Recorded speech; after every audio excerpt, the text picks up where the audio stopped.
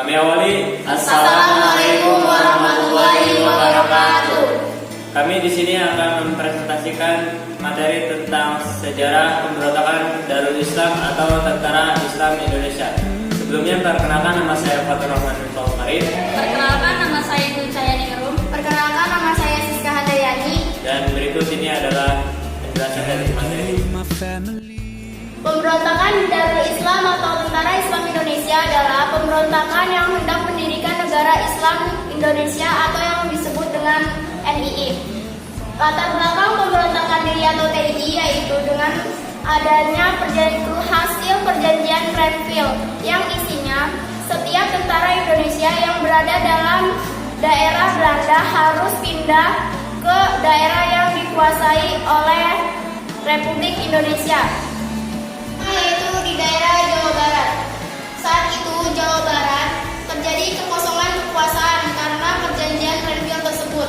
Jadi dimanfaatkan oleh Kartosuwiryo untuk merealisasikan cita-citanya untuk mendirikan negara Islam Indonesia. Ini sama saja Kartosuwiryo tidak mau mengakui pemerintah Republik Indonesia yang berada di Jawa Barat. Maka pemerintah bersikap tegas dengan melakukan operasi penumpasan seperti pagar betis. Pagar betis yaitu tujuannya untuk mempersempit gerakan DI atau TII di Jawa Barat. Akhirnya pada tahun 1962 Kartosuwiryo ditangkap dan dihukum mati oleh pemerintah Republik Indonesia. Oke, kita langsung ke pembahasan kedua, pemberontakan DI atau TII di daerah Jawa Tengah. Pembahasan yang pertama yaitu tujuan gerakan DI atau TII di Jawa Tengah. Tujuannya karena letak geografis Jawa Tengah tidak jauh dari Jawa Barat. Beberapa kabupatennya berbatasan langsung dengan Jawa Barat. Tidak heran, ide berdirinya NII mempengaruhi banyak wilayah di bawah pimpinan Amir Fattah. Jawa Tengah membuat pernyataan bagian dari Jawa Barat pada tahun 1950. Hampir sama dengan Darul Islam di Jawa Barat. Negara di bawah pimpinan Amir Fattah ini bertujuan mengatasi pengaruh komunis dan sosialisme yang semakin meluas dan mendirikan negara berdasarkan syariat Islam. Kita ke pembahasan selanjutnya yaitu sebab terjadinya pemberontakan DI atau TII di Jawa Tengah. DI atau TII di Jawa Tengah muncul berawal dari adanya majelis Islam yang dipimpin oleh Amir Fattah. Amir Fattah yang merupakan komandan Laskar Hizbullah berdiri sejak tahun 1946, menggabungkan diri dengan TNI Batalion 52 dan berdomisili di Brebes sampai dengan Tegal. Dia mendapatkan pengikut yang sangat banyak dengan cara menggabungkan laskar-laskar untuk masuk ke dalam tentara negara Indonesia. Setelah mendapatkan pengikut yang banyak, maka pada tanggal 23 Agustus 1949 di desa Pengasaran, Tegal, ia memproklamasikan berdirinya Darul Islam atau DI. Pasukannya diberi nama Tentara Islam Indonesia atau TII. Ia menyatakan gerakannya bergabung dengan DI atau TII Jawa Barat pimpinan Kartosuwiryo. Pembahasan terakhir yaitu operasi penumpasan pemberontakan Darul Islam atau Tentara Islam Indonesia di daerah Jawa Tengah. DI atau TII Jawa Tengah yang dipimpin oleh Amir Fattah tidak terlalu lama. Kurangnya dukungan dari penduduk membuat perlawanannya cepat berakhir. Penyesalan pemberontakan DI atau TII di Jawa Tengah dilakukan dengan membentuk pasukan khusus yang diberi nama Benteng Riders. Operasi penumpasannya diberi nama Operasi Gerakan Benteng Negara di bawah pimpinan Letnan Sarbini. Kemudian dipimpin oleh Letkol M. Bahrun dan selanjutnya dipimpin oleh Letkol Ahmad Yani. Selain di Jawa Barat dan Jawa Tengah, selanjutnya Sulawesi Selatan.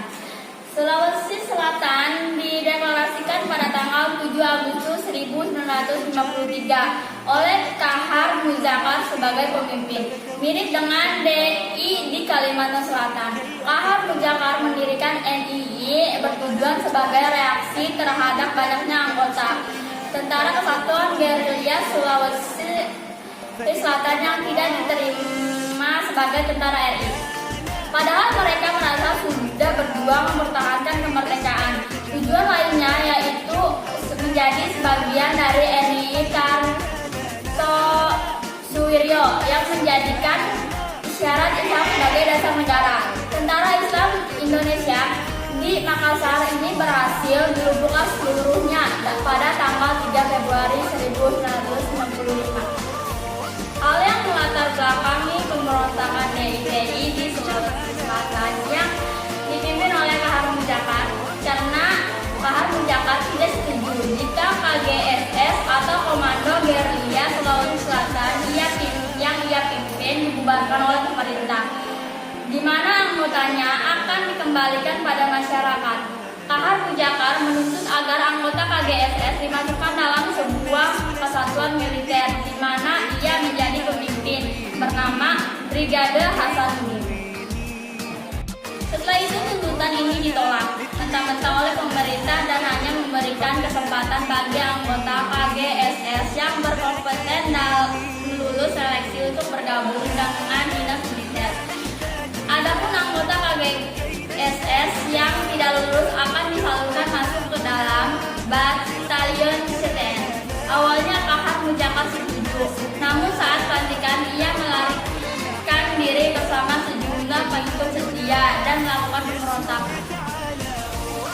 Selanjutnya yaitu pemberontakan DI atau TI di Kalimantan Selatan yang terjadi di Kalimantan Selatan dipimpin oleh Ibnu Hajar, mantan Letnan 2 TNI. Ibnu Hajar menggalang gerakan yang bernama Kesatuan Rakyat yang Tertindas atau disingkat KRYT dan menyebutkan gerakan KRYT sebagai bagian dari DI atau TI yang dipimpin oleh Kartosuwiryo. KRYT sejak pertengahan bulan Oktober 1950 menyerang pos-pos TNI dan mengacaukan di seluruh wilayah di Kalimantan Selatan. Pemberontakan TI yang terakhir yaitu di daerah Aceh. Pemberontakan TI di Aceh ini dipimpin oleh Daud Bere. Daud Bere ialah gubernur militer di wilayah Aceh semasa perang kemerdekaan. Tetapi sesudah perang kemerdekaan, usai dan Indonesia kembali ke dalam bentuk negara kesatuan pada tahun 1950. Aceh yang sebelumnya menjadi daerah istimewa diteruskan statusnya menjadi Karesidenan di bawah Provinsi Sumatera Utara. Kebijakan tersebut dimenangani oleh Daud Bere pada tanggal 20 September 1953. Daud Bere mengeluarkan maklumat mengenai penyajuan Aceh ke dalam negara Islam Indonesia yang dipimpin Kartosuwiryo. Pemberontakan DI tujuannya yaitu tujuan untuk memperkuat kekuasaan DI atau TNI, yang kedua merebut wilayah Aceh, yang ketiga memperbanyak pasukan pemberontak.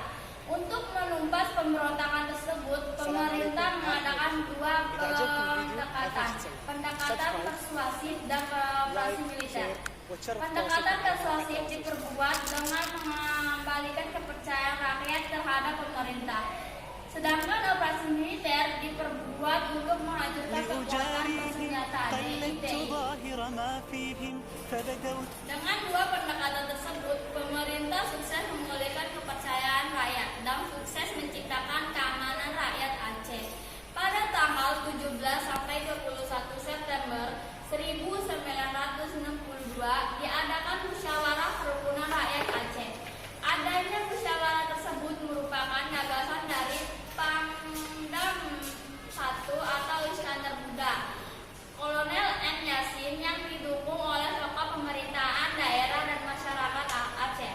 Hasil musyawarah tersebut, pemerintah memperkenalkan amnesti terhadap Daud Bere, bersedia kembali ke tengah masyarakat. Dengan kembalinya Daud Bere ke tengah masyarakat, menandai bagi pemberontakan DITI dan Aceh dijadikan daerah istimewa. Sekian dari kelompok kami, kurang dan lebihnya kami mohon maaf. Kami akhiri, wassalamualaikum warahmatullahi wabarakatuh. It's been a long